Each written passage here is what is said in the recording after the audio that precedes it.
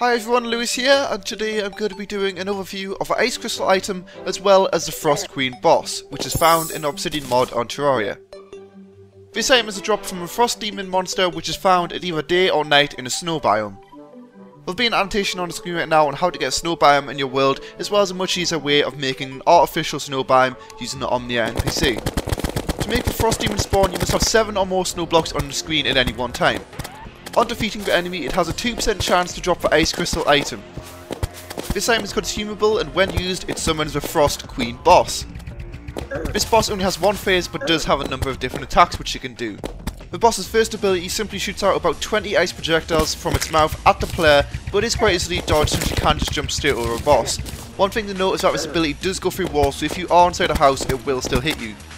Its second ability is very similar to a first ability, but this time it comes from the sky at a 45-degree angle, and again this can go through walls, and it shoots about just as many ice projectiles as it does with the first ability. Both of these abilities are quite hard to dodge and do a substantial amount of damage. The boss's third ability drops ice cobwebs from the sky, which do damage to a player when they are sitting inside them, as the cobwebs do actually land on the floor. This spell does not go through objects, so if you are fighting the boss indoors, or if you are simply under a shelter, then you will not be hurt too much by the spell. The boss's fourth and most common ability is to simply drop down ice eggs. These eggs, after a short amount of time, hatch into mini spiders. Of course, if an egg is destroyed before the mini spider hatches, then there simply is no spawn of a mini spider. These don't do too much damage, but they could be annoying if you don't have an obsidian shield, as they would just toss you left and right, making it really hard to actually get a good firm grip on the boss.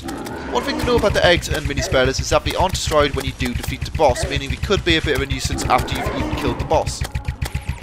The boss's fifth and final ability is actually a cheat detection ability.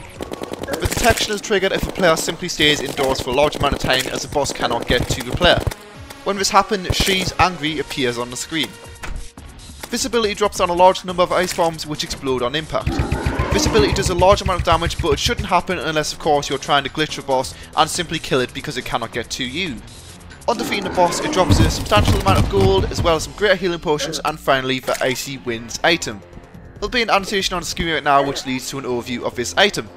Overall, the boss is very hard, and since you could actually end up getting an ice crystal very early in the game, it's not really recommended to actually use it until you are slightly in the hard mode, in my opinion. It's a very unique boss and does drop quite an awesome weapon, so I highly recommend you do face it if you do have the chance. Well, thanks a lot for watching. If you do have any questions about the boss or the actual summoning item, then just leave in the comment section below. If you found the video useful or informative, then please don't forget to like, comment, subscribe and all that good stuff, and I'll see you guys later.